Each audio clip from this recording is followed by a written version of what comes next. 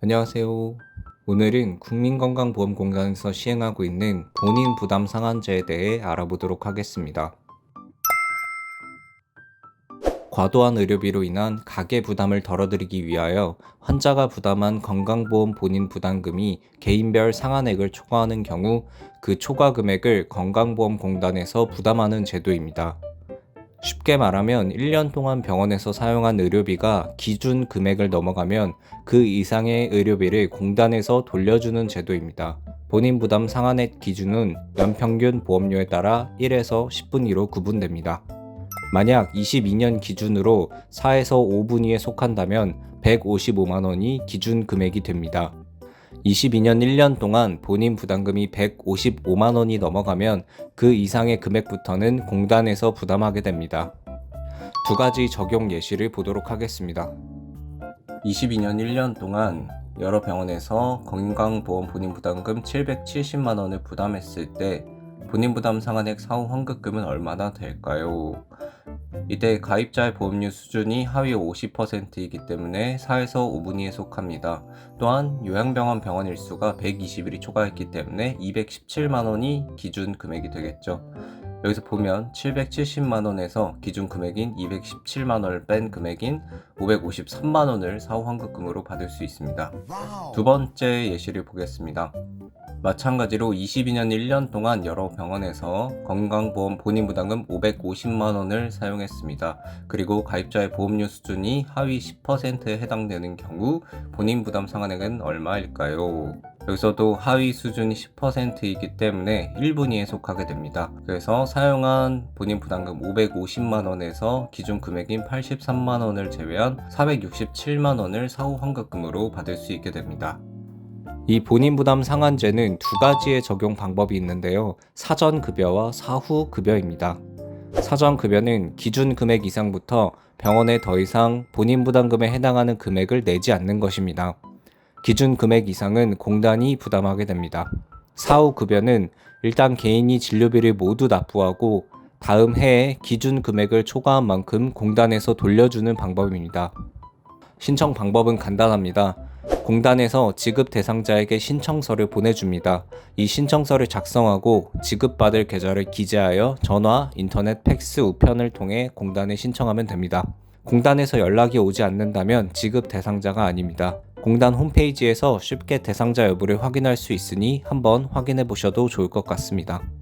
적용 제외 및 환수 대상은 다음과 같습니다. 여기까지 건강보험공단에서 의료비 지원 사업 중 하나인 본인 부담 상한제에 대해 알아봤습니다. 과도한 의료비로 생계의 위협을 받을 수 있는 많은 분들에게 큰 도움이 되는 제도라고 생각합니다. 그런데 여기서 한 가지 문제가 되는 부분이 있습니다. 바로 실손 보험사와의 충돌입니다. 대부분의 보험사에서 가입자가 공단에서 본인 부담 상한제 환급금을 받으면 실비 보험비를 지급하지 않고 있습니다. 국민건강보험공단과 본인 부담 상한제에 대해 입장을 달리하고 있기 때문입니다. 그럼 지금부터 공단과 금감원의 의견 대립에 대해 알아보도록 하겠습니다.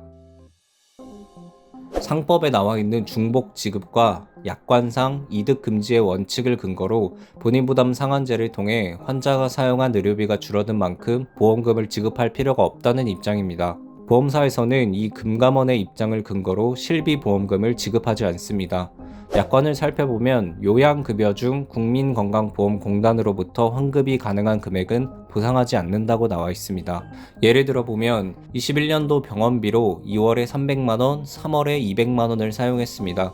본인 부담 상한제 기준 금액을 초과했고 이후 병원비는 내년 8월쯤 공단에서 환급되니까 보험사에서는 더 이상 실비를 지급하지 않는다고 합니다.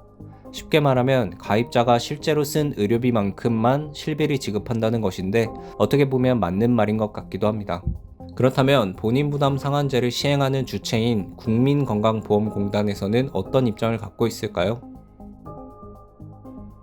본인 부담 상한제는 보험 상품이 아닌 나라에서 주는 혜택이라고 말하고 있습니다.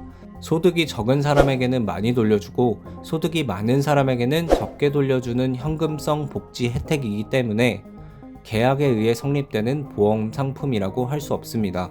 결국 국민을 위한 혜택을 보험사에서 가로채가는 행태인데 이는 바람직하지 않다고 봅니다.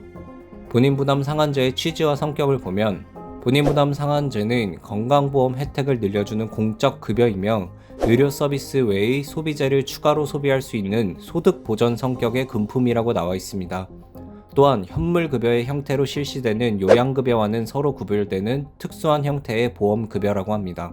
해석에 따라 금감원과 공단의 입장이 이렇게 다릅니다. 여러분은 어떻게 생각하시나요? 제 입장은 당연하게도 공단과 같습니다. 100번 양보해서 본인 부담 상한제가 보험 상품이고 이득 금지 원칙에 따라 보험비를 줄 수 없다고 쳐도 그 혜택을 왜 보험사가 가져갈까요? 보험사의 레퍼토리는 다음과 같습니다.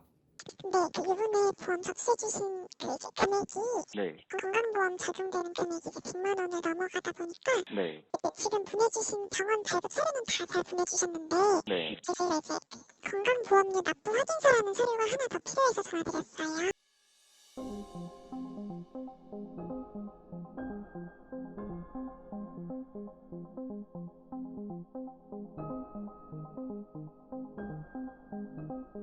고객님, 특이사항은 없으셨는데 저희가 본인 부담 상한제라고요. 네. 이제 저번에 제가 지급해드렸을 때 건강보험료 납부 확인서 서류 보내주셨었는데 네네네. 이게 이제 본인 부담 상한제라는 제도가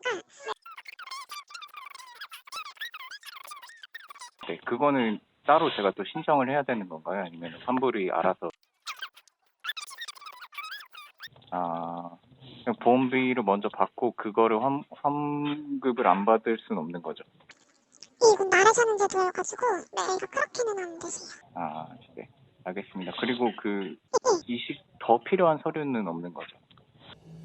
깊은 빡침은 눌러두고 왜 실비와 본인 부담 상한제를 모두 받아야 하는지에 대한 근거를 찾아보도록 하겠습니다.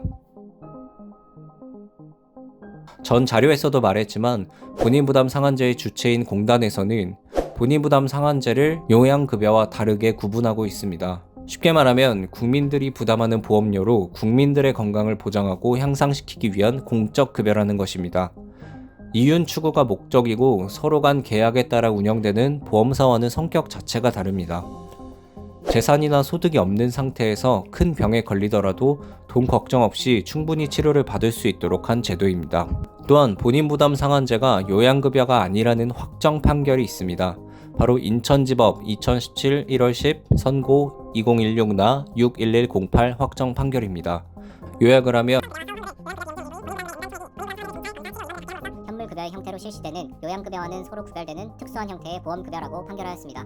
상기 내용을 종합하여 볼 때 본인 부담 상한제의 환급금은 요양급여와는 성격을 달리하는 특별한 형태의 보험급여에 해당하므로 실손의료보험 표준약관상 보상하지 않는 사항에 본인 부담 상한제를 규정하는 것은 약관을 법령에 우선하여 해석하는 부당한 조항으로 판단됩니다.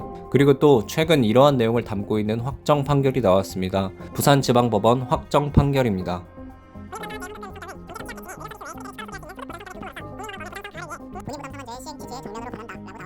본인 부담 상한제의 주체인 공단과 법원에서도 지급하는 게 맞다고 하는데 금감원과 보험사는 언제까지 버틸까요? 실제로 몰라서 실비를 받지 못하는 사람들이 굉장히 많습니다. 보험사나 담당자에 따라 지급을 하는 경우도 있고 그렇지 않은 경우도 있습니다. 그래서 잘 알아야 합니다. 보험사에서는 앵무새처럼 약관을 근거로 보험금 지급이 어렵다고 말합니다. 우리도 앵무새처럼 다양한 근거와 최근 승소한 확정 판결을 얘기하면 됩니다. 절대로 그냥 앉아서 당하지 마세요.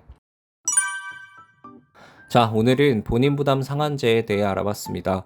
많은 분들이 정보가 없어서 혜택을 제대로 못 받는 것 같아서 준비해봤습니다. 꼭 잘 알아보시고 환급금을 받는다 하더라도 실비도 신청해보세요. 마지막으로 제 블로그 주소 남겨놓겠습니다. 병 진단부터 투병하는 동안 일어난 일과 감정을 소소하게 기록해두었습니다. 오늘도 끝까지 시청해주셔서 감사합니다. 다음엔 조금 더 건강한 모습으로 찾아오겠습니다. 감사합니다. 안녕.